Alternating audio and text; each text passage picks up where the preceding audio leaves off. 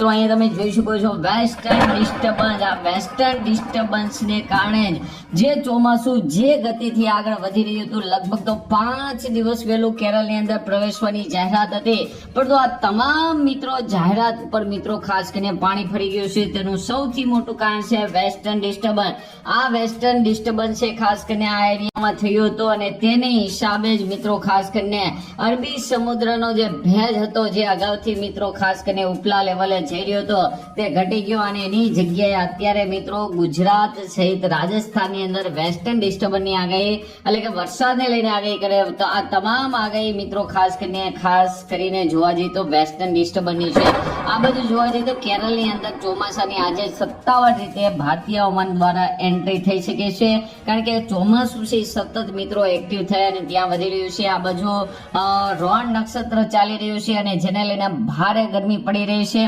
તાપમાન છે ખાસ કરીને ઉત્તર ભારતની અંદર 47 ડિગ્રી સુધી તાપમાન છે એ પહોંચી રહ્યું છે, એટલે કે ખૂબ જ ભારે ગરમી છે જોવા મળી રહી છે. સાથે સાથે વરસાદને લઈને પણ આગાહી કરવામાં આવી છે. તો આજના વિડીયોમાં આપણે વાત કરીશું ગુજરાતની અંદર પણ મિત્રો ખાસ કરીને આવતીકાલથી વરસાદ એટલે કે 30 તારીખથી લઈને મિત્રો ખાસ કરીને 5 દિવસ એટલે કે 3 તારીખ સુધી ગુજરાતની અંદર વરસાદને લઈને આગાહી છે. ત્યારબાદ પ્રી મોન્સૂન એક્ટિવિટી શરૂ થઈ જશે, એટલે કે હવે વરસાદનો રાઉન્ડ છે એ કન્ટિન્યુ મિત્રો ચાલુ રહેવાનો છે. તો 30 તારીખથી કયા કયા જિલ્લાની અંદર વરસાદને લઈને આગાહી છે તેની વાત કરવાશું. સાથે સાથે મિત્રો આપણે એ પણ જોઈશું કે ચોમાસું હાલ મિત્રો ક્યાં પહોંચ્યું છે. ગુજરાત સુધી ચોમાસું એટલે કે વિધિવત રીતે બેસે અને વાવણી ક્યારે થાય તેને લઈને જ મિત્રો આજના વિડીયોમાં વાત કરશું. સાથે મિત્રો અંબાલાલ પટેલ છે એ શું કહી રહ્યા છે હાલના ચોમાસા વિશે તેને લઈને પણ વાત કરશું. તો આ વિડીયોને અંત સુધી જોજો. તેમજ મારી યુટ્યુબ પર આપ નવા હોવ તો ચેનલને સબસ્ક્રાઇબ કરી દેજો. તેમજ મિત્રો આ વિડીયોને લાઈક કરી દેજો. તો તમે જોઈ શકો લાઈક એ ચોમાસું છે એના નિર્ધારિત ટાઈમથી જ મિત્રો ખાસ કરીને આગળ ચાલી રહ્યું છે. ઉપરા ઉપરી વેસ્ટર્ન ડિસ્ટર્બન્સ અને તેની અસરને કારણે ચોમાસું છે એના પવનો છે એ નિર્ધારિત રીતે મિત્રો ચાલી રહ્યા છે, એટલે કે એમાં કોઈ શંકાને સ્થાન નથી. આમ તો જોવા જઈએ તો ભારતની અંદર ચોમાસું સત્તાવાર એન્ટ્રી છે એ ખાસ કરીને 1 તારીખની આસપાસ થતી હોય છે, પરંતુ ખાસ કરીને આ વખતે છે 4 દિવસ વહેલું ચોમાસું બેસવાનું હતું, પરંતુ વેસ્ટર્ન ડિસ્ટર્બન્સને કારણે મિત્રો ચોમાસું છે એ થોડોક લેટ રહ્યું છે. પરંતુ અહીંયા તમે જોઈ શકો છો ગુજરાતની અંદર હવે જે વરસાદને લઈને આગળ છે તેને લઈને જ મિત્રો આપણે વાત કરીએ તો સૌપ્રથમ આપણે ગુજરાતને વરસાદને લઈને જ આગળ વાત કરશું. આપણે જે વરસાદ મિત્રો જોઈ રહ્યા છીએ આ વરસાદ છે ખાસ કરીને વેસ્ટર્ન ડિસ્ટર્બન્સનો હોય છે, લોકલ પ્રી મોન્સૂનનો નહીં હોય. વેસ્ટર્ન ડિસ્ટર્બન્સ એટલે કે ખાસ કરીને શિયાળાની અંદર જે આપણે કરા સાથે વરસાદ જોઈએ છે એ રીતનો મિત્રો ભેજ આવવાને કારણે વરસાદ હશે.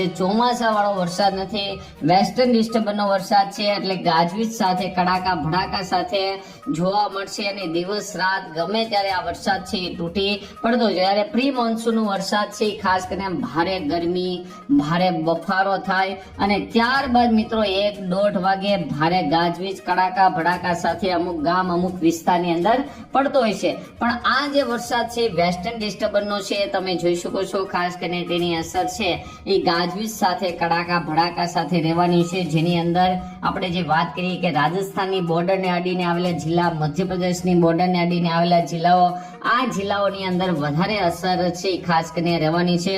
અને 3 તારીખ સુધી મિત્રો વેસ્ટર્ન ડિસ્ટર્બન્સની અસર રહેશે.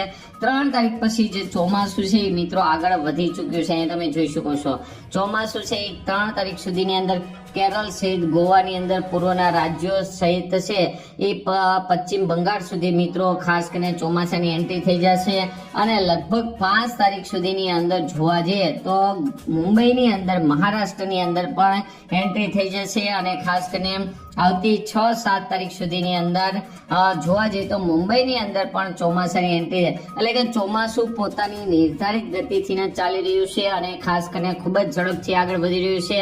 ગુજરાતની અંદર વાવણીને લઈને વરસાદને લઈને વાત કરીએ તો ગુજરાતની અંદર હાલ મિત્રો જોવા જઈએ તો પ્રી મોન્સૂન એક્ટિવિટીને વરસાદ છે જોવા મળશે અને આ મિત્રો અત્યારથી વાદળો છે એના બતાવશે નહીં, પરંતુ ખાસ કરીને ભેજનું પ્રમાણ વધી રહ્યું છે. ભારે વંટોળ ગાજવીજ સાથે બફારો જોવા મળશે અને ગુજરાતની અંદર ખાસ કરીને સૌરાષ્ટ્રની અંદર, દક્ષિણ ગુજરાતની અંદર મિત્રો ખાસ કરીને 3-4 તારીખથી પ્રી મોન્સૂનનો વરસાદ છે ચાલુ થઈ જશે. 10 તારીખ સુધીની અંદર ચોમાસું છે એ મુંબઈની અંદર સંપૂર્ણ રીતે પહોંચી ગયું છે. ગુજરાતની અંદર દર વખતે છે 15 તારીખની આસપાસ ચોમાસું પહોંચે છે, તો એ તારીખ પહેલા મિત્રો અથવા તેની પહેલા પણ ચોમાસું છે પહોંચી જાય તેવી પૂરેપૂરી શક્યતા જોવા મળી રહેશે. કારણ કે અહીંયા તમે જોઈ શકો છો પવનની દિશા છે મિત્રો એકદમ ચેન્જ થઈ ગઈ છે.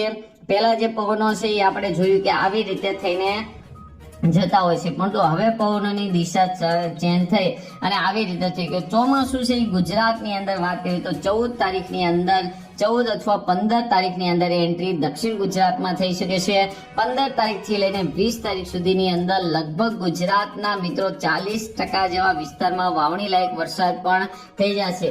20 તારીખથી લઈને 30 તારીખ સુધીમાં સંપૂર્ણ ગુજરાતની અંદર વાવણી લાયક સારો વરસાદ છે જોવા મળવાનો છે. એટલે કે હજુ પણ મિત્રો જોવા જઈએ તો 1 મહિનાની વાર છે અને પ્રી મોન્સૂન શરૂ થવાની મિત્રો માત્ર હવે 4 દિવસની વાર છે. તે પહેલા પણ વરસાદનો રાઉન્ડ છે જોવા મળવાનો. આ વરસાદનો રાઉન્ડ ખાસ કરીને વેસ્ટર્ન ડિસ્ટર્બન્સને કારણે જો છે તો તેને લઈને મિત્રો ખાસ કરીને દરિયાકાંઠાના ભાગોની અંદર નહીં, પરંતુ ખાસ કરીને રાજસ્થાન, મધ્યપ્રદેશ, મહારાષ્ટ્રની બોર્ડરને અડીને જિલ્લાઓ છે આ જિલ્લાની અંદર વધારે અસર જોવા મળશે. આ સિવાય કોઈ પણ પ્રશ્ન હોય તો જરૂરથી કોમેન્ટ કરજો.